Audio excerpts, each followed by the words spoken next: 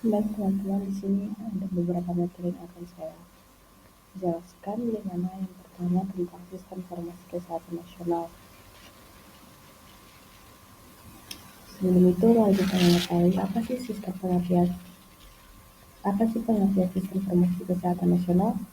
Sistem Informasi Kesehatan Nasional adalah sistem informasi yang berhubungan dengan sistem-sistem informasi lain baik secara nasional maupun internasional dalam rangka kerjasama yang saling menguntungkan. SIKN bukanlah suatu sistem yang berdiri sendiri, melainkan merupakan bagian dari sistem kesehatan.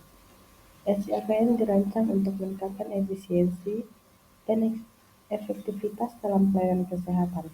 Dengan adanya sistem ini, berbagai informasi terkait kesehatan masyarakat dapat diakses dengan cepat dan akurat. Hal ini mendukung upaya pemerintah dalam melakukan perencanaan dan pengambilan kebijakan kesehatan yang berbasis data. Kemudian, apa saja sih komponen utama dalam Sistem Informasi Kesehatan Nasional?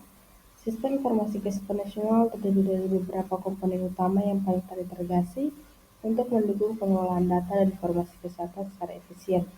Salah satu komponen utama dalam sistem ini adalah rekam medis elektronik yang memungkinkan tenaga kesehatan untuk mencatat dan mengakses riwayat kesehatan pasien secara digital. Selain rekam medis elektronik, komponen penting lainnya adalah sistem pelaporan kesehatan berbasis digital. Sistem ini mencakup pengumpulan data dari berbagai fasilitas kesehatan yang kemudian dianalisis untuk menghasilkan informasi yang dapat digunakan dalam perencanaan kebijakan kesehatan. Komponen lain yang tak kalah penting adalah aplikasi kesehatan berbasis digital, seperti telemedicine dan platform pemantauan kesehatan masyarakat. Kemudian, manfaat sistem informasi kesehatan bagi pelayanan kesehatan ialah penerapan sistem informasi kesehatan nasional memberikan berbagai manfaat bagi pelayanan kesehatan.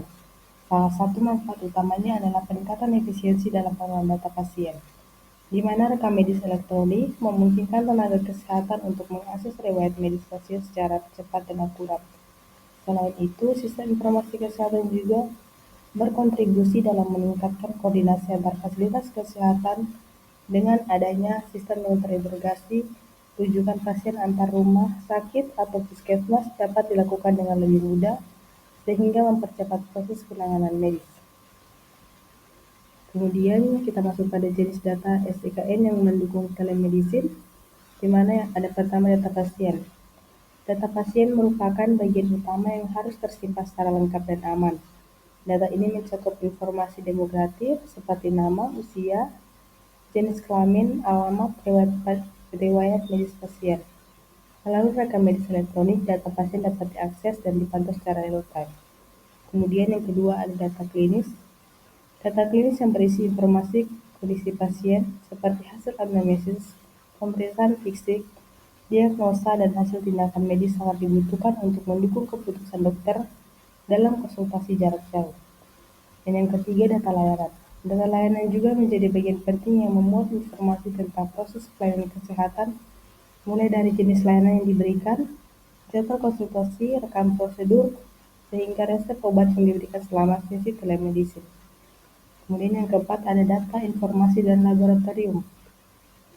Data informasi dari laboratorium seperti hasil pemeriksaan laboratorium, radiologi, elektrokardiografi, ultrasonografi, dan berbagai tes diagnostis lainnya juga harus terintegrasi dalam SIKN.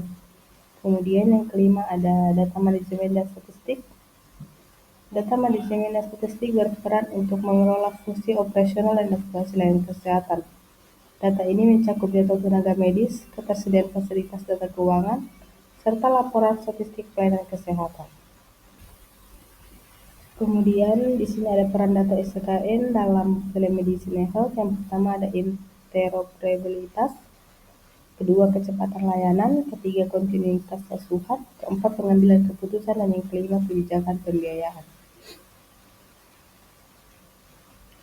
Nah, kemudian ada tentang penggunaan data SIKN untuk telemedicine. Yang pertama, standarisasi data. Lebih dari 80% fasilitas pelayanan kesehatan belum menerapkan sistem terintegrasi dan data yang tersebar pada berbagai aplikasi. Lebih dari 400 memiliki standar yang berbeda-beda, membuat integrasi data menjadi tantangan besar. Ini juga mencakup penggunaan metode pendokumentasian data kesehatan yang kuno, seperti penggunaan kertas. Kemudian yang kedua ada keamanan dan privasi. Data pribadi adalah informasi yang terkait dengan karakteristik individu seperti nama, usia, gender, latar belakang pendidikan, pekerjaan, alamat, dan peran dalam keluarga yang bersifat sangat sensitif dan penting bagi individu. Dan yang ketiga ada kualitas layanan. Kualitas layanan adalah setiap kegiatan atau manfaat yang dapat diberikan suatu pihak kepada pihak lainnya yang pada dasarnya tidak terwujud dan tidak pula berakibat kepemilikan sesuatu dan produksinya dapat atau tidak dapat dikaitkan dengan suatu produksi. Yang terakhir ada SDM dan literasi digital. Literasi digital yang berbeda di tiap daerah menimbulkan tantangan dalam akselerasi transformasi digital. Kemudian teman-teman dari materi tersebut saya ada menyediakan soal kasus, di mana yang pertama sebuah rumah sakit menggunakan sistem informasi manajemen rumah sakit berbasis aplikasi Spira. Namun sering terjadi gangguan jaringan sehingga sistem SIMS lambat diakses atau bahkan mengalami downtime. Hal ini menyebabkan proses pendaftaran pasien, pengelola data medis, dan pelayanan menjadi terganggu. Akibatnya, pasien harus menunggu lama dan petugas medis mengalami kesulitan dalam mengakses data yang diperlukan secara real time. Dari kasus di atas, berikan solusi teknis dan manajerial yang dapat diterapkan untuk mengatasi masalah ini agar SIM-RS Spira dapat berjalan lancar dan efektif. Di mana solusi atau pembahasannya, rumah sakit mulai bekerjasama dengan lembaga pendidikan tinggi untuk melibatkan mahasiswa dalam program magang atau rekrutmen, guna meningkatkan jumlah tenaga ahli di bidang teknologi informasi pelatihan SDM, juga diprioritaskan agar staf rumah sakit dapat lebih cepat beradaptasi dengan penggunaan SIM-RS. Selain itu, rumah sakit juga mulai meningkatkan anggaran untuk pembaruan infrastruktur TI, dengan menggandeng mitra teknologi untuk membantu dalam mengadakan perangkat keras dan penguatan jaringan.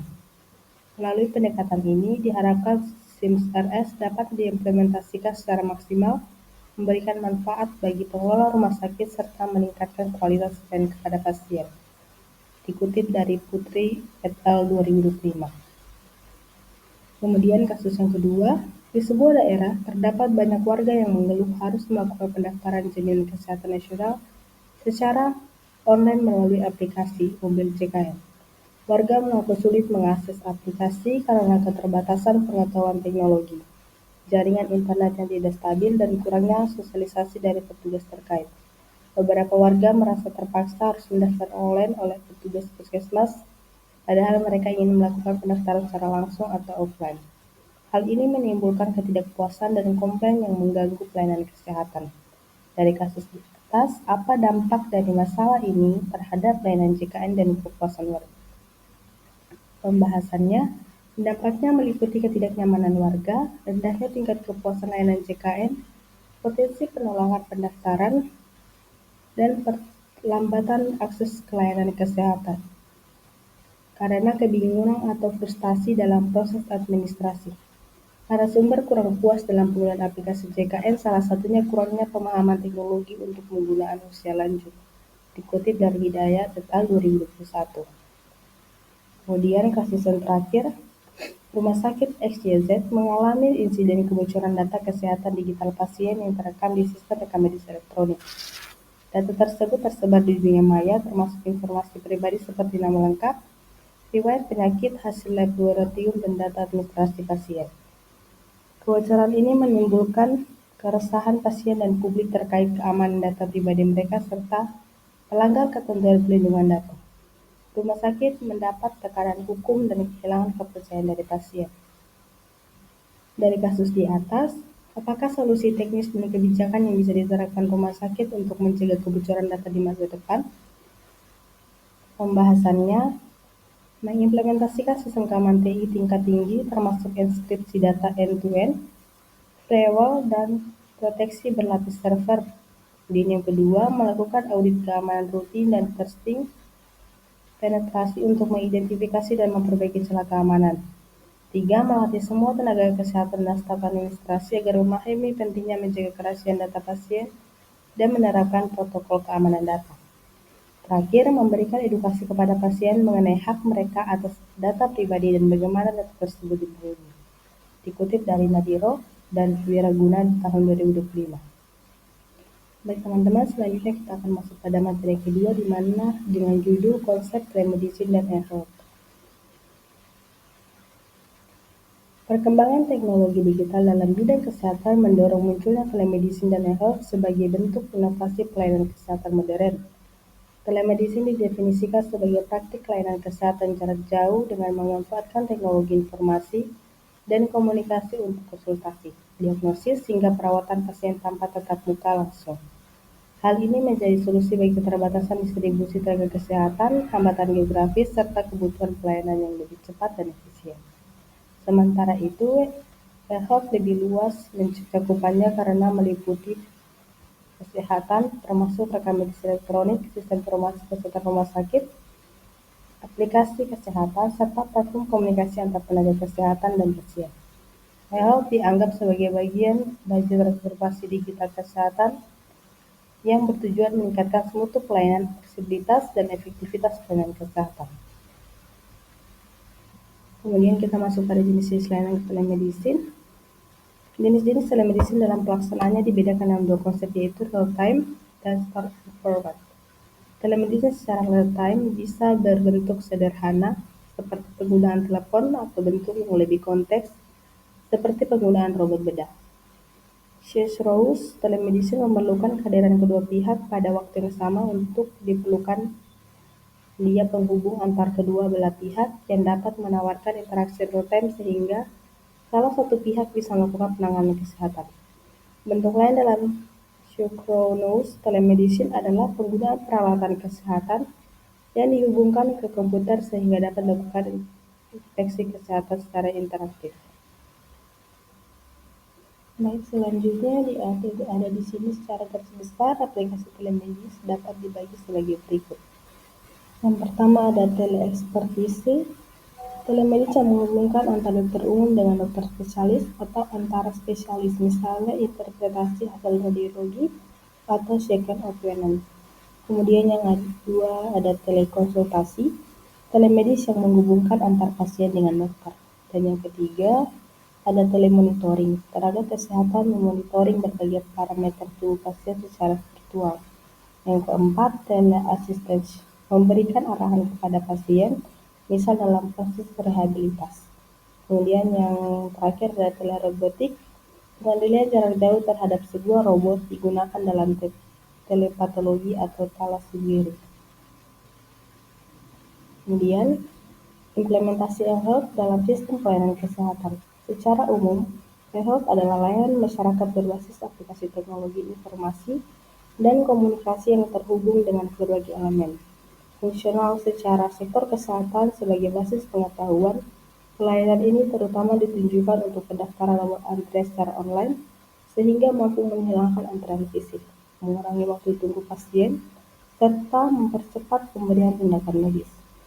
Selain itu, e-health mendukung pengambilan keputusan dalam manajemen obat, mengurangi beban antrian data pada petugas, dan mempercepat proses rujukan pasien.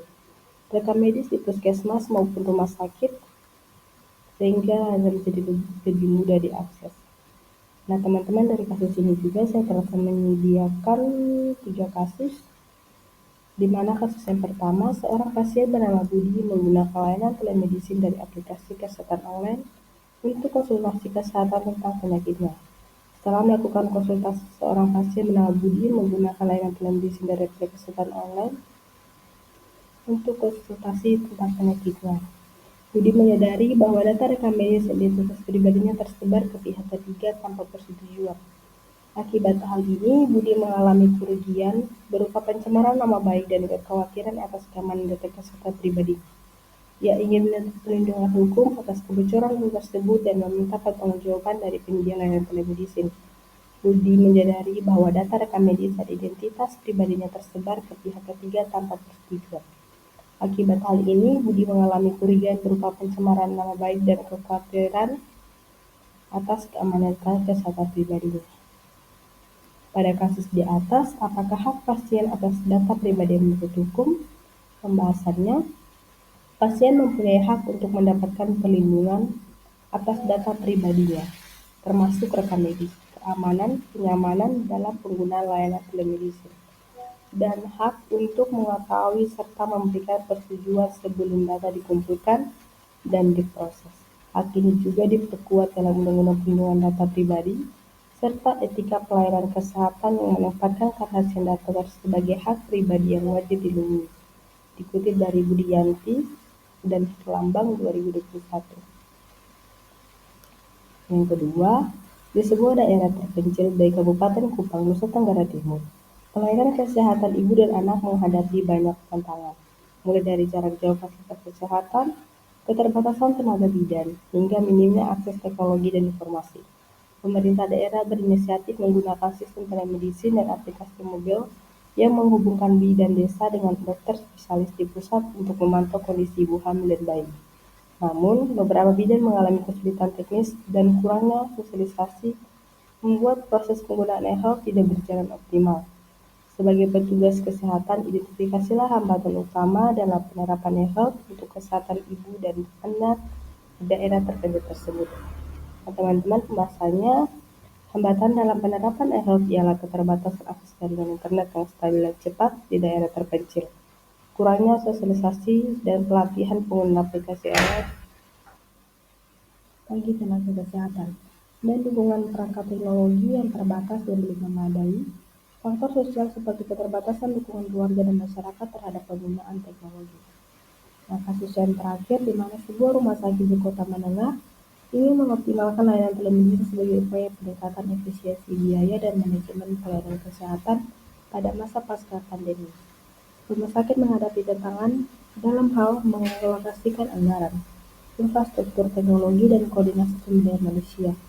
Manajemen rumah sakit harus melakukan evaluasi ekonomi dan manajerial untuk mengoptimalkan penggunaan telemedicine agar dapat menekan biaya operasional, sekaligus meningkatkan kepuasan pasien pada kasus di atas. Jelaskan faktor-faktor ekonomi dan manajemen apa saja yang harus diperhatikan dalam optimasi layanan telemedicine di rumah sakit tersebut. Pembahasannya, dalam optimasi telemedicine, rumah sakit perlu memperhatikan beberapa faktor utama. Dari sisi ekonomi, penting pengelolaan biaya modal untuk infrastruktur teknologi dan biaya operasional yang berkelanjutan. Penghematan biaya dapat berasal dari pengurangan biaya perjalanan pasien dan waktu tunggu.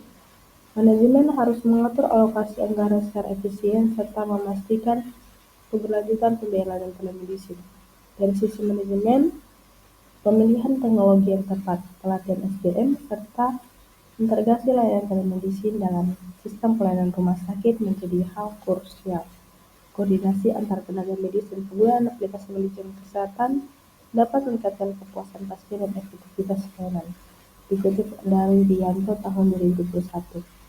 Baik teman-teman, sekian dari penjelasan saya tentang dua materi tersebut.